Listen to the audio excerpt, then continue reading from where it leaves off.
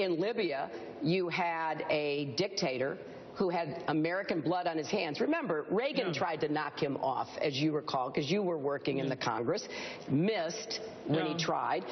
When he said that he was going to track down his people and murder them, the Europeans and the Arabs came to us and said, you've got to help us, because what they feared is what we see in Syria. What they feared was an out-of-control civil war on their shores, right across the Mediterranean, right next to Egypt, right next to the rest of the Middle East.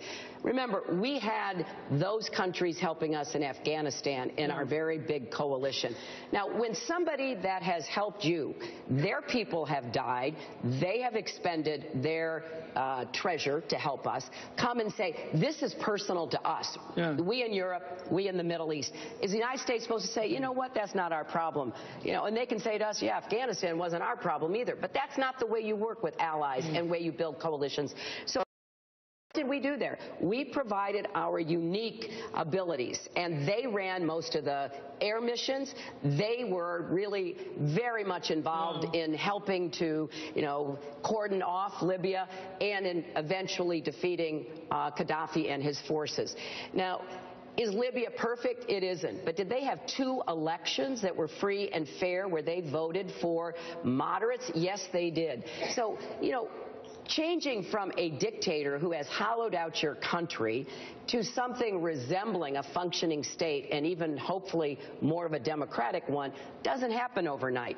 And we've got to continue to support the Libyan people, to give them a chance, because otherwise you see what's happened in Syria with the consequences of millions of people flooding out of Syria, with more than 250,000 people killed, with terrorist groups like ISIS taking up almost a huge swath of territory, as big as some of the states in that area.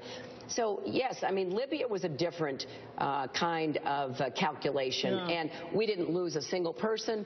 We didn't have a, problem in supporting our European and Arab allies in working with NATO, and now we've got to support the What do you Libyan think, people. quickly, of the whole history of the United States in your lifetime of knocking off leaders, whether it was Mossadegh in Iran, or it was Arbenz in Guatemala, or knocking off Allende in Chile, or knocking off Patrice Lumumba in the Congo, or knocking off Trujillo, or who else have I missed? I mean, we've been doing this for a long time. That's why I'm skeptical. But what is your view of all those assassinations, all those attempts to change the history of other countries? Should we be doing that?